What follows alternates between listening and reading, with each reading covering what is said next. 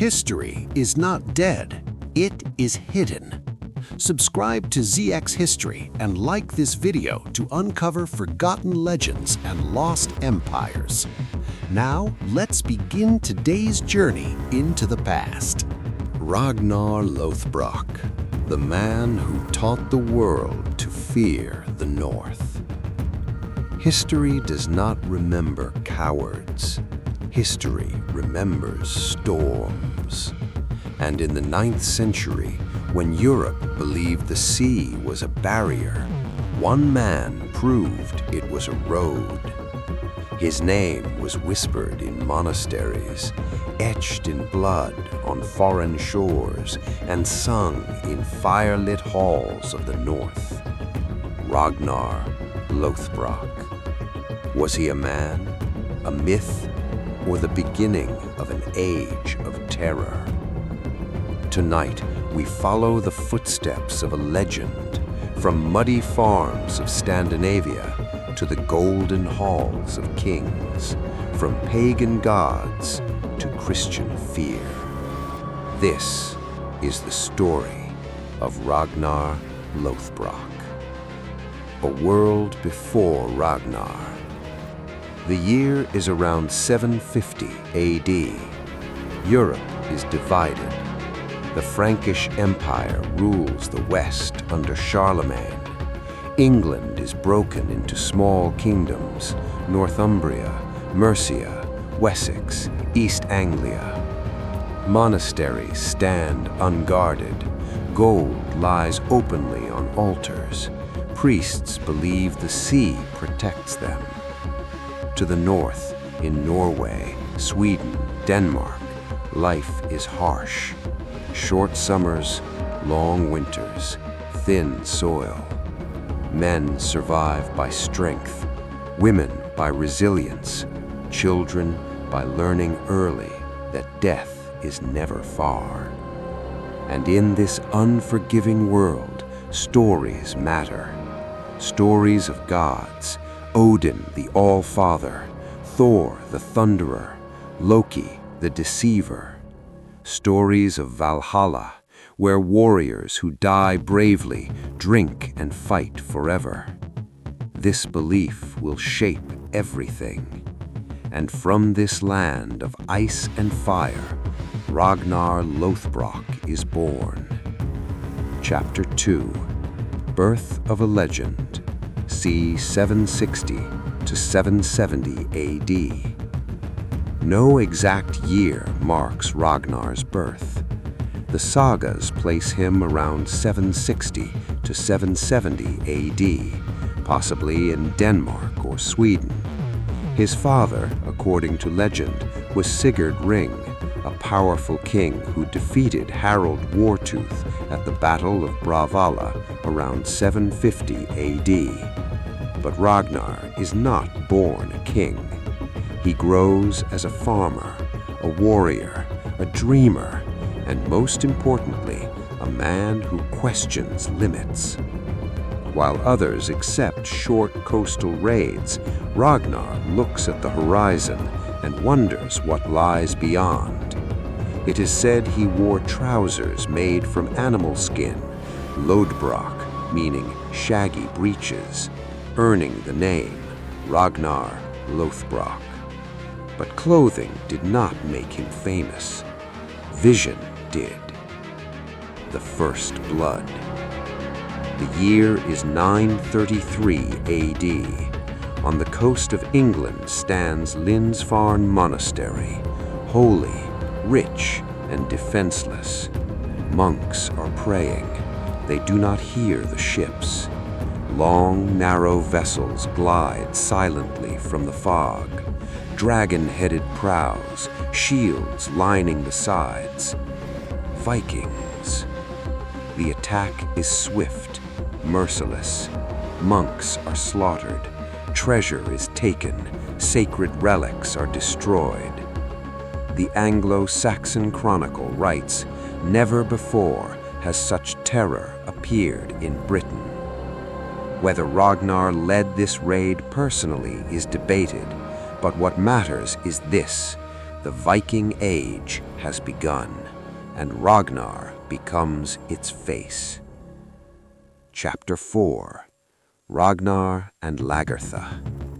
Every legend has a fire beside him. For Ragnar, her name was Lagertha, a shield maiden, a warrior, a woman who fought like a man and loved like a storm. According to the sagas, Ragnar had to kill a bear and a hound to win her hand. Together they fought battles, raised children, ruled land. But Ragnar's ambition grew faster than love. He leaves Lagertha, not because she was weak, but because Ragnar could not be bound. Power called him louder than loyalty. Paris burns. The year is 845 AD. The Frankish Empire trembles. Ragnar sails up the Seine River with 120 ships and over 5,000 warriors. King Charles the Bald panics. Paris is besieged. Vikings hang Frankish prisoners on the riverbanks as sacrifices to Odin. Disease spreads in the city. Fear consumes the people. Charles makes a decision that will change history.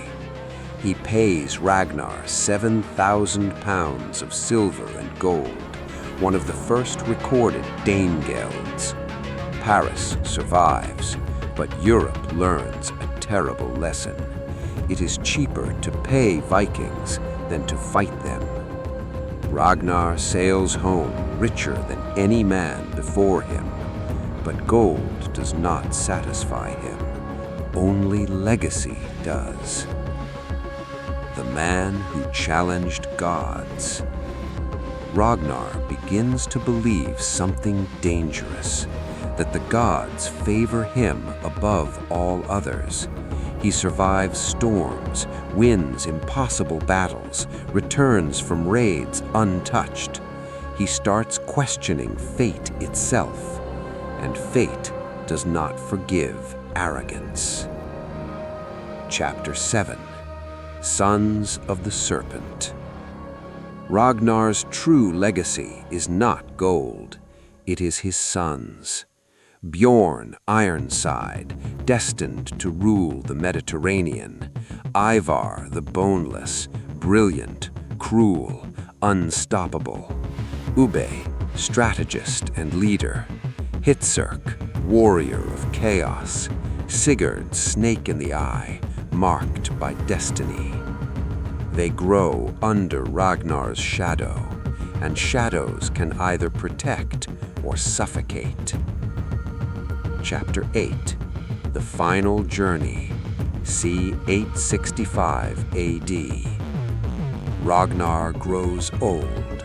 Other Jarls mock him. They say his fame is exaggerated, that his sons are greater than him. Ragnar cannot accept this. Around 865 AD, he sails to England again, with too few men. A fatal mistake. He is captured by King Ælla of Northumbria. The king wants revenge. Ragnar is thrown into a pit of snakes. Venom bites his flesh. Pain consumes him. But Ragnar laughs, and before dying, he speaks words that will shake the world. How the piglets would grunt if they knew how the old boar suffers. The Great Heathen Army. The piglets hear. In 866 AD, Ragnar's sons unite forces never seen before. The Great Heathen Army lands in England. Cities fall. Kings die. King Ælla is captured, and Ragnar's death is avenged with the blood eagle. England will never be the same. Man or myth? Was Ragnar real? Historians debate. Some say he was many men combined. Some say the sagas exaggerated his life. But here is the truth. Only real fear creates real legends. Only real destruction leaves real records, and Europe remembered Ragnar. Final words. Ragnar Lothbrok did not conquer the world. He changed it. He taught Europe to fear the sea. He opened the gates for Viking kings. He became the father of an age. And long after his bones turned to dust, his name still echoes. In fire, in blood, in legend. This was not just a story. This was Ragnar Lothbrok.